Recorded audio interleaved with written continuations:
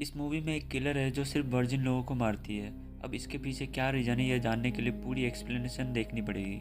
तो मूवी की शुरुआत में हमें एक सिटी को दिखाया जाता है जिसका नाम चेरी फॉल्स है। इस सिटी के जंगल में हमें एक कपल को दिखाया जाता है जो किसी सुनसान जगह पर इंटीमेट होने वाले होते हैं।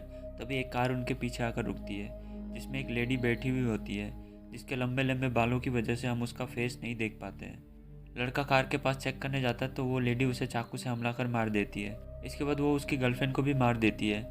फिर हम एक कपल जोडी और केनी को देखते हैं जिनका आज ताज़ा ताज़ा ब्रेकअप होता है।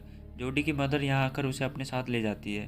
फिर जब जोडी घर आती है तो उसके फादर उसे लेट नाइट बाहर रहने के लिए बहुत डांटते हैं। जोडी के फादर एक पुलिस ऑफिसर है जिसका नाम ब्रेंट है। अगली सुबह ब्रेंट को एक कॉल आता है जिससे वो जंगल की तरफ चला जाता है। जंगल में उसे उस कपल की डेड बॉडी दिखता है जिसे पिछली रात किलर ने बेरहमी से मार डाला था। इस इंसिडेंट से उस कपल के सारे दोस्त काफ़ी दुखी हो जाते हैं। फिर जब ब्रेंट कॉलेज जाता है तो हमें पता चलता है कि प्रिंसिपल और ब्रेंट बहुत पुराने दोस्त हैं। ब्रेंट प्रिंसिपल से कहता है कि उसे सारे स्टूडेंट से मिलना है। जिसके बाद हम मार्लिंटन नाम के एक टीचर को देखते हैं जिसकी लाइफ बहुत झंड थी, इसलिए वो हर रोज़ स्टूडेंट के साथ अपनी प्रॉब्लम शेयर करता था।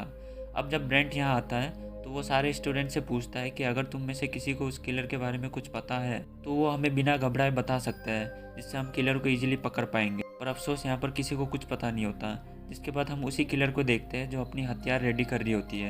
एंड फिर हम एक लड़की को देखते हैं जिसके पेरेंट्स घर से बाहर जाते हैं। वो घर पर बिल्कुल अकेली होती है, इसलिए किलर उसके घर जाता है और दरवाज़ा नॉक कर अपना नाम लोरेली बताती है। जिससे वो लड़की दरवाज़ा खोलती है तो वो किलर उसे बुरी तरह से मार देती है। फिर जब ब्रेंट यहाँ आता है तो वो एक चीज़ नोटिस करता है कि किलर ने डेड बॉडीज़ पर वर्जिन लिखा है। ये उन कपल्स के बॉडीज़ में भी लिखा हुआ था, जिसका मतलब किलर सिर्फ वर्जिन लड़के या लड़की को ही मारती है। इसलिए ब्रेंट इस प्रॉब्लम का सॉल्यूशन निकालने के लिए एक मीटिंग अरेंज करता है जिसमें कॉलेज के सारे स्टूडेंट्स के पेरेंट्स आते हैं। ब्रेंट सबसे कहता है कि वो किलर सिर्फ वर्जिन लड़के या लड़की को मार रही है। ये सुन सारे पेरेंट्स ब्रेंट से कहते हैं कि अब हम क्या अपने बच्चे की वर्जिनिटी तुड़वा दें। एंड इसी बात को लेकर यहाँ मीटिंग कैंसिल हो जाती है। अब जोडी और उसका एक दोस्त टिमी ये सब कुछ सुन लेता है। फिर टिमी जोडी के फ़ोन से कॉल करने के लिए चला जाता है, जिससे जोडी अकेली पड़ जाती है। एंड जब बहुत देर तक टिमी वापस नहीं आता तो जोडी उसे ढूंढने चली जाती है, जहाँ उसे अपने दोस्त टिमी की डेड बॉडी दिखाई देती है, जिसे देख जोडी एकदम से घबरा जाती है। एंड अब वो किलर जोडी के पीछे पड़ जाती है। जोडी को ये बात अच्छे से पता था कि अगर कोई उसे मारने की कोशिश करे तो उसे कैसे बचना है। ये सारी स्किल्स जोडी को उसके फादर ने सिखाया था। इसी का यूज़ करके वो किलर से खुद को बचाती है। एंड फिर वो अपने डैड के पास पहुंच जाती है, पर तब तक वो किलर यहाँ से भाग जाती है। अगले दिन जोडी को पुलिस स्टेशन ले जाया जाता है, जहाँ उस किलर लेडी का स्केच बनाया जाता है जो बहुत भयंकर दिख रही थी। इसके बाद ब्रेंट प्रिंसिपल को कॉल कर बताता है कि उसकी बेटी ने किलर लेडी का स्केच बनवाया है जो लोरेली से मैच करती है। जिसे सुन प्रिंसिपल ब्रेंट से कहता है कि ये कैसे पॉसिबल है, लोरेली को मरे हुए तो 27 साल हो चुके हैं। अब तुम सोच रहे होगे कि ये लोरेली कौन है, इसका खुलासा थोड़ी देर बाद होगा। वहीं अब जोडी स्कूल लाइब्रेरी जाती है और वहाँ जाकर के वो लोरेली के बारे में जानती है। तभी उसकी मदर यहाँ आ जाती है जो उसे लोरेली के बारे में बताती है। उसकी मदर उससे कहती है कि 27 साल पहले लोरेली का 4 स्टूडेंट ने मिलकर रेप किया था, जिसके बाद लोरेली ने उन चारों स्टूडेंट के खिलाफ कंप्लेन किया, पर उसकी बात किसी ने नहीं सुनी। साथ ही वो चारों स्टूडेंट काफ़ी अमीर थे, इसलिए उन्हें सज़ा भी नहीं हुई। तब से लोरेली का आज तक कोई पता नहीं चला। जोडी अपनी मदर से उन 4 स्टूडेंट के बारे में पूछती है तो वो कहती है कि उन 4 स्टूडेंट में से 2 स्टूडेंट ने तो 27 साल पहले ही इस सिटी को छोड़ दिया था। एंड अब यहाँ ये रिवील होता है कि बाकी के 2 स्टूडेंट और कोई नहीं बल्कि स्कूल के प्रिंसिपल और जोडी के डैड हैं। जोडी को ये सुन अपने डैड पर बहुत गुस्सा आता है, इसलिए वो अपना मूड ठीक करने के लिए केनी के पास चली जाती है। दूसरी तरफ ब्रेंट लोरेली के पुराने घर पर जाता है जो पिछले 27 साल से बंद पड़ा है। ब्रेंट घर के अंदर आता है तो उसे यहाँ कोई नहीं मिलता, जिससे वो यहाँ से जाने लगता है। पर तभी हम इस घर पर किसी को देखते हैं जो और कोई नहीं लोरेली होती है। इसके बाद ब्रेंट को उसके दोस्त प्रिंसिपल का कॉल आता है जो उसे मिलने बुलाता है।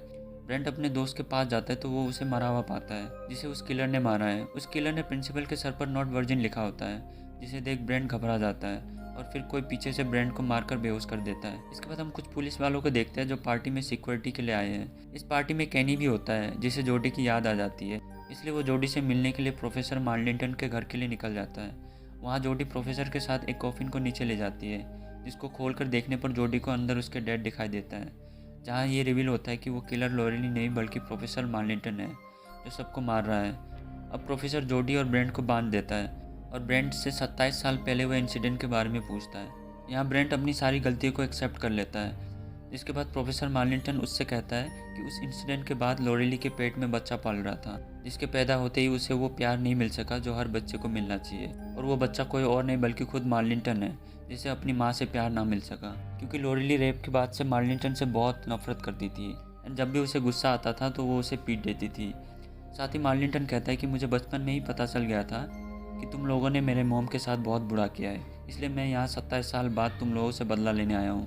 अब इसी वक्त केनी यहाँ आ जाता है, जिसे प्रोफेसर चाकू दिखा के यहाँ से जाने के लिए कहता है, पर केनी उसकी पेट पर हमला कर दरवाज़ा बंद कर देता है। इसके बाद केनी को बेसमेंट में से किसी चीज़ की आवाज़ आती है, जिसे फॉलो कर वो बेसमेंट तक पहुँच जाता है और फिर वो जोडी और उसके फादर को खोल देता है। दूसरी तरफ प्रोफेसर कुल्हाड़ी से दरवाज़ा तोड़कर अंदर आ जाता है, जिसे ब्रेंट रोकने की कोशिश करता है, पर इस दौरान प्रोफेसर उसे जान से मार देता है।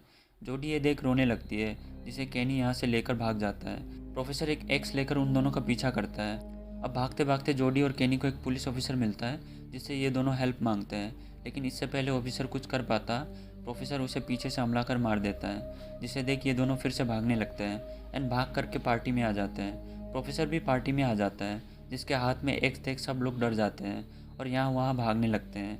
अब प्रोफेसर केनी पर हमला कर उसे घायल कर देता है। फिर जब वो जोडी को मारने की कोशिश करता है तो जोडी किसी तरह से खुद को बचाकर प्रोफेसर को नीचे फेंक देती है, जिससे प्रोफेसर के पेट में एक लकड़ी का टुकड़ा घुस जाता है। अब यहाँ सबको लगता है कि प्रोफेसर अब मर चुका है, लेकिन तभी प्रोफेसर उठकर एक लड़के को मारने की कोशिश करता है, जहाँ एक लेडी पुलिस ऑफिसर आकर प्रोफेसर को शूट कर मार देती है। इसके बाद पुलिस डिपार्टमेंट को लॉरेली के साथ हुए इंसिडेंट के बारे में पता चल जाता है, इसलिए वो लोग जोडी से उसके डैड और लॉरेली के बीच के संबंध के बारे में पूछते हैं, जिस पर जोडी कहती है कि मुझे कुछ भी नहीं पता। एंड फिर वो अपने मॉम के साथ यहाँ से निकल जाती है। फिर जब जोडी और उसकी मॉम यहाँ से जा रही होती है, तभी हम दूर एक लड़की को देखते हैं, जो कोई और नहीं बल्कि लॉरेली होती है, जो अभी भी जिंदा थी। एंड इसी के साथ ये मूवी यहाँ पर ख़त्म हो जाती है। इस मूवी का डायरेक्ट किया है जियोफ राइट ने और IMDb पर इसकी रेटिंग है 5.2 आउट ऑफ 10। तो अगर आपको इस मूवी की स्टोरी और मेरी एक्सप्लेनेशन वीडियो अच्छी लगी हो तो एक लाइक कर देना। एंड अगर आप आगे भी इसी तरह के वीडियोस देखना चाहते हो तो आप मेरे चैनल को सब्सक्राइब कर बेल नोटिफिकेशन को ऑल कर दीजिए, जिससे आपको मेरे हर नई वीडियोस की अपडेट्स मिलते रहे। तो बस यार आज के लिए इतना ही, मिलते फिर अगली वीडियो में, है ना। चलो फिर बाय, टेक केयर।